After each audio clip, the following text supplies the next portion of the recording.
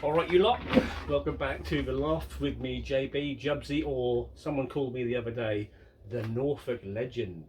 I like that one. Today we're going to be doing a box review for the new Heljan Class 57.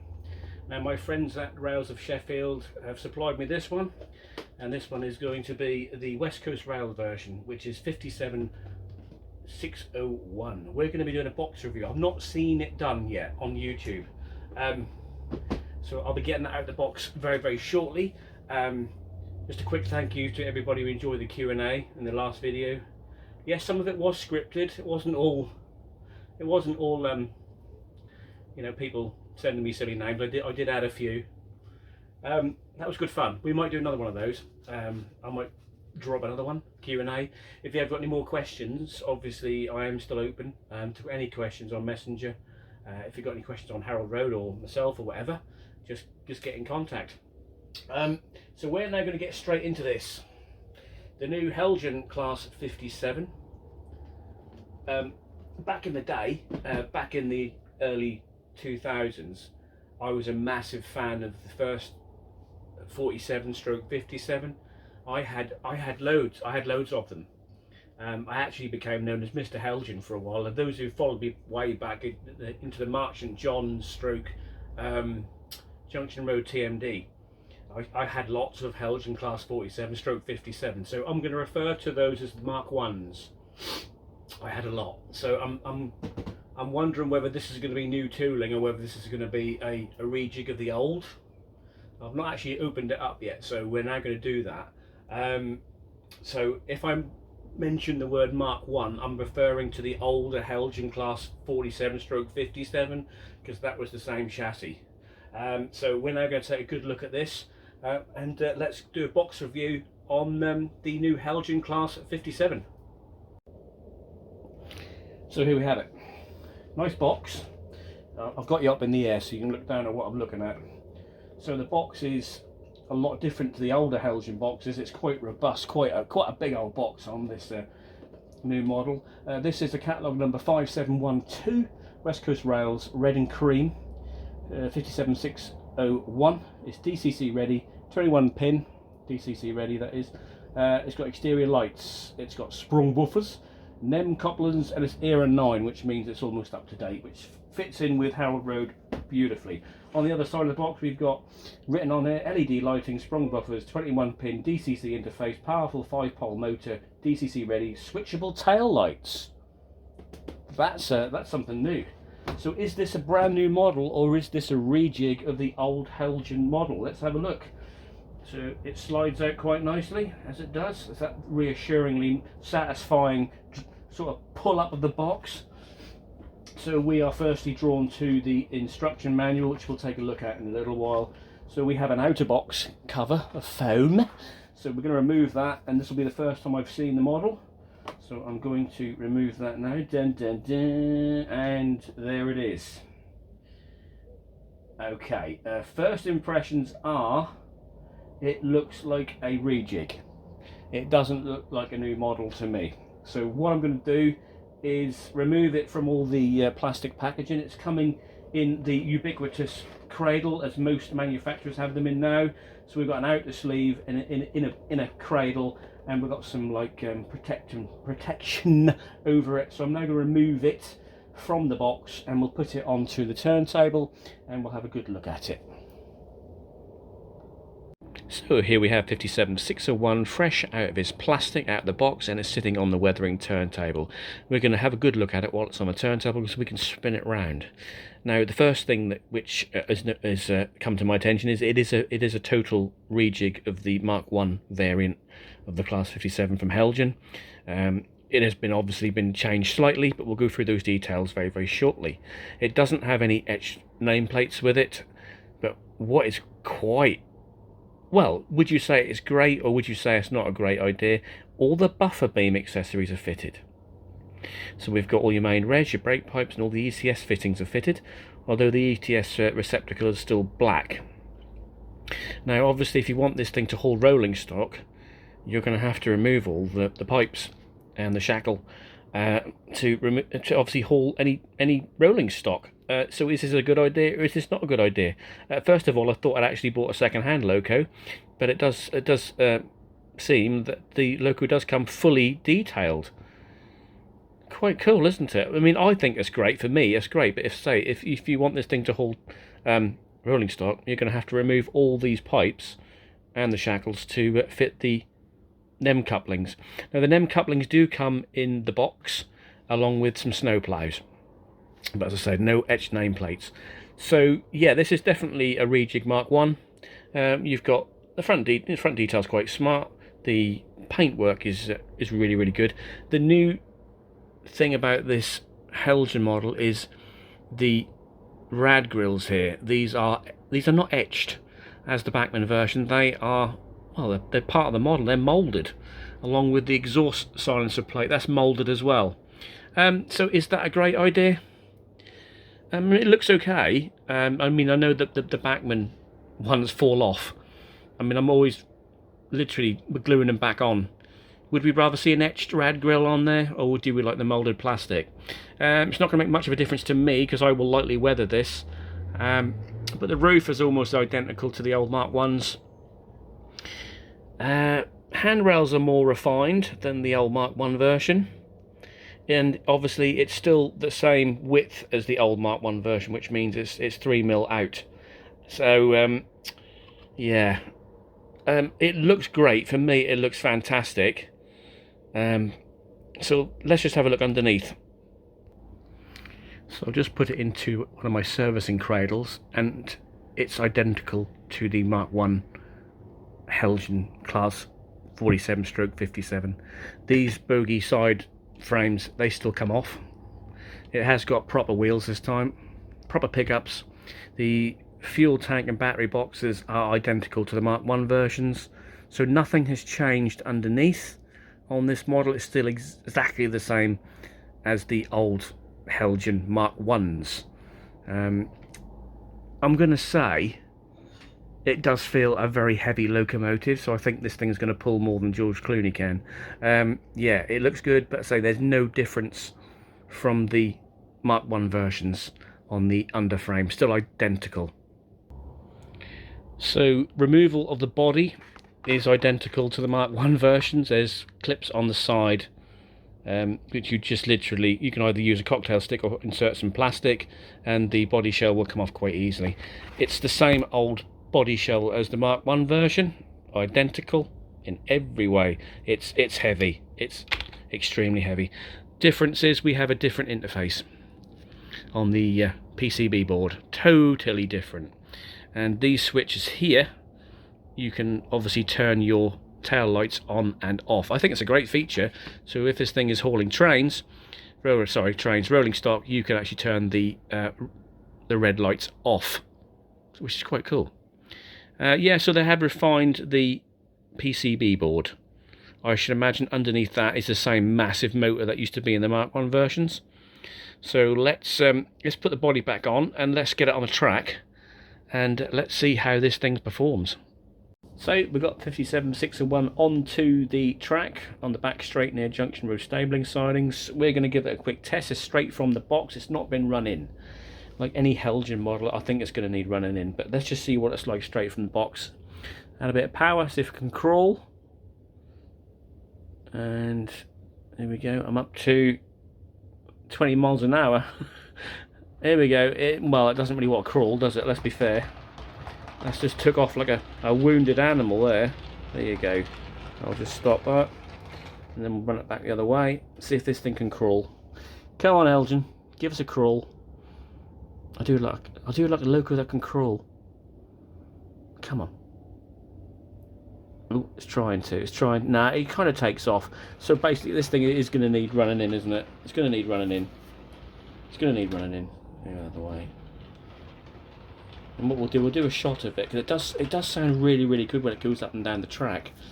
All Heljan models sound good when they're on the track. You hear that clickety clack? Hear that clickety clack? Let me just set it up. So let's just listen to this thing go up the track. It's almost silent, honestly. It's almost silent. I'm going to get it to crawl a little bit. There we go. And have a listen to this.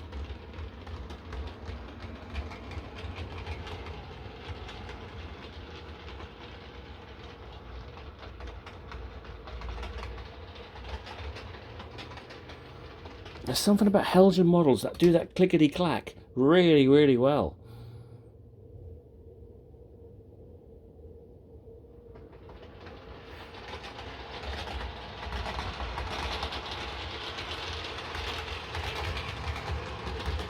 Yeah, I do like that. I do like that. So it's typical Heljan. It's silent. It looks powerful. It looks quite.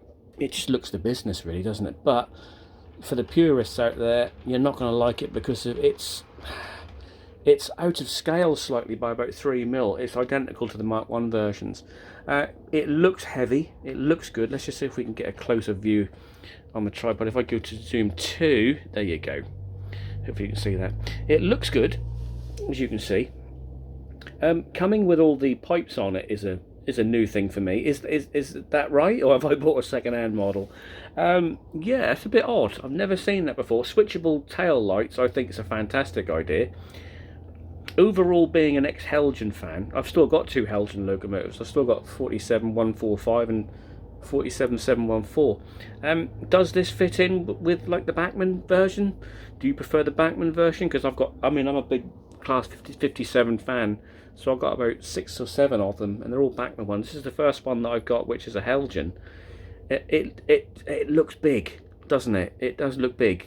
Should we put one beside it, which comes? Let's just find one from Bachmann and see the difference in sizes. So I just placed 307 next to it. You can see the Bachmann loco is a lot thinner compared to the Heljan model. It just looks a lot smaller, doesn't it? Can you live with that? Will you be buying one of these from your local retailer? For the money, £152 I paid, for this.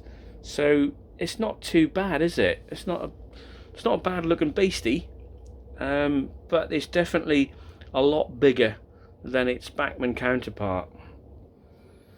So summing up, yeah, retailing around £150 odd at your local retailer. I mean, this one came from Rails of Sheffield for reviewing. To be fair, it does look like the old Mark 1 version, which has just been done up. Obviously moulded plastic rather than etched. Looks okay. I mean, it may look okay once I've weathered it up, which I will do. I'll give it a light weathering. It's a nice looking model, but it's still a big boy compared to the Bachmann version. Yeah. So the last thing I'm going to do, we're going to take a look at the lights, aren't we? So we need to set up the camera so we can see what the LED lights are like in both directions. So right, the last thing we're going to look at is these LED lights. Now the old Mark 1 versions didn't have LED lights, it just had bulbs. So let's have a quick look and see how this thing runs with its lights. Give it a bit of power. Okay, they're on. Oh, it's took off again. You can quite see, yeah, you can see them in DC. But what the tail lights like. Okay, the one thing which is grabbing my attention, and that is the top marker light is not working. So we've definitely got LED lights. Definitely got LED lights. But I reckon. So what's going on with the? So we need to. We're going to take the body off again and let's have a look at these lights, because the top light there is not illuminating, is it? So I'm going to remove the body and let's have a look at that. Okay, so I took the body off again. The main chassis is there. There is no wire to these top lights. Can you see that? Oh, hang on, let me just get this into a better position. So you've got your 3 lights, your triangular lights. You've got this top light. There is nothing. All you've got, can you see that? There is a tube which runs through the cab, which is going to be reliant on that one LED bulb, which is... hang on, let's get this into a position. So the main LED bulb, let's get my stick, is that. So that is running the marker lights, and you've got 2 LEDs for the tail light. So this one bulb in there is supplying forward travel lighting, which means it's not going to get to that top one there. That's a little bit yeah, a bit disappointing, that. So you've got a light at the top there, and it's not illuminated by any way. Obviously, if it's DCC, it may be different. So someone will have to come back to me. I'm a DC modeler, so if it's DCC, does that bulb there, this one, does that illuminate really, really like a high intensity, so it actually will illuminate that marker light there? Yeah. So if you're DC modeling, that top light is not going to light up because it's reliant on that one bulb only. Okay, so what do I think of this new Heljan Class 57? Well, it's not really new, is it? It's a rejig of the old Mark 1 version. I like it myself. I do like it. Me personally, I think it's a good locomotive. DC power, obviously, for me, it kind of works. If it's DCC, it may work a little bit better with the lighting, because obviously in DC mode, this top light does not get any light from the bulb down there. If you're a DCC modeler, maybe that bulb will be more high intensity and will light that top light. I'm a little bit disappointed, to be fair, that that light does not light up. The cabs are identical inside to the old Heljan Mark 1. So what we're really saying is it's a rejigged Mark 1 version. For me personally, I think it's a good looking locomotive. Paintwork is really, really good. Shame it doesn't come with etched plates, but I mean, I can live with that. I can buy some. I love the livery. I love the front end. The handrails have definitely been refined by Heljan. They're a lot finer. The purists out there, unfortunately, they're not going to want to buy it because of the width of it. It's still 3mm too wide, so it doesn't bother me, but it will bother other people.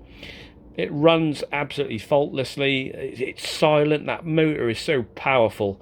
I can reckon it can easily haul 25, 26 coaches. I mean, the old Mark 1s used to do it easily. For the price, £150 odd, yeah, it's probably worth it. It's pretty good. The fact that it's got its buffer beam detailing fitted is a bonus, especially for me.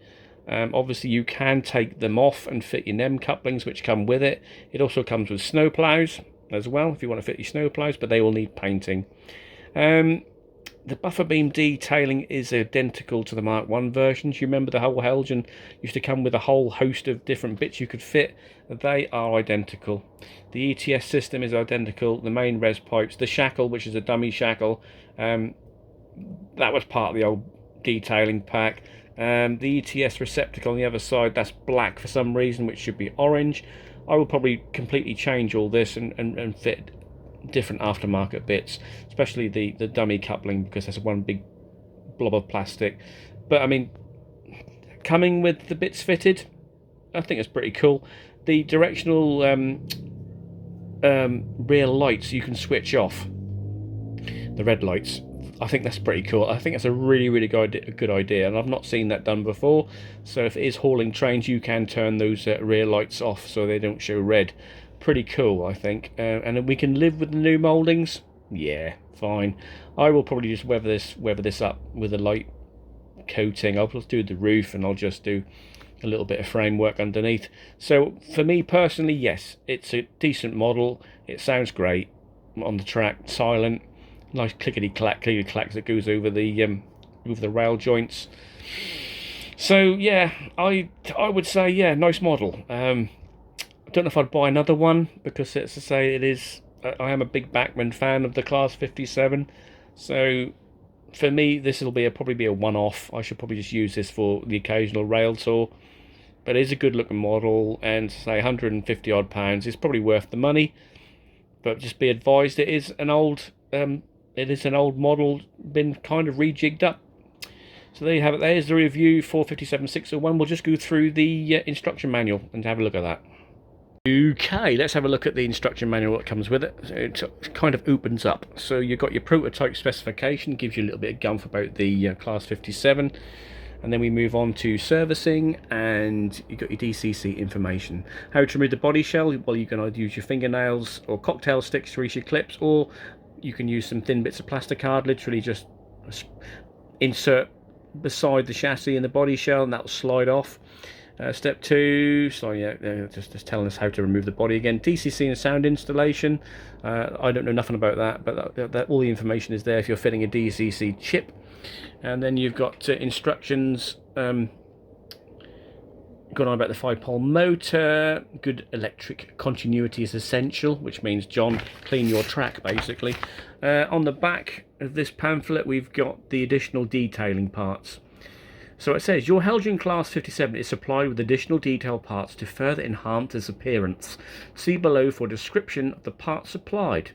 2 tension hook couplings are supplied and can be fitted into the NEM pockets below each buffer beam. Other NEM compatible couplers can also be used if required. A pair of 3-piece miniature snowplows is provided in the parts bag. Please check photographs of your Class 57 to confirm whether they are required. And there you go, there's the fitting of your snowplows. Then we've got the information about the locomotive itself. Generally mounted 12V motor with 2 flywheels. That's a big powerful baby, that really is. Gears to all axles, outer axles on each bogie. Wiper pickups on 8 wheels. That's all-wheel pickup nearly, isn't it? Control systems. 12V DC analog DCC compatible, starting voltage 12.5V, 21p MTC DCC interface on top of chassis, lighting functions, DC mode, high headlights at front of direction of travel. Well, high headlights, okay, the top one didn't light up, did it? Tail lights at rear of direction of travel, and then 2 micro switches fitted on top of the chassis to enable the tail lights to be switched off when hauling trains, and that's a diagram of the switch. At the bottom you've got the information of dimensions, etc. There you go. And then last but not least, we've got the Class 57 parts overview, so you can get your spare bits if you require them from Heljan. So there you have it. That's my review of the Heljan Class 57. Yes, nice model, but obviously it is just like a Smart 1 compadres. It's a rejig and a rehashing of it. For me, it works, but obviously for those who are rivet counting, they're not going to want it because it's still the same width as the older one. It is a big, heavy, powerful locomotive. To be fair with you, the model is really, really heavy, just like the old Mark 1 versions. So there you go, there's your review of the Class 57. This available for most retailers. Rails of Sheffield supplied this one, and it retails around about £157 for DC ready. Thank you very much, and I'll see you again on the next video on Harold Road, which will be the continuation of the DRS depot at King Sidings. Until then, take care, bye-bye.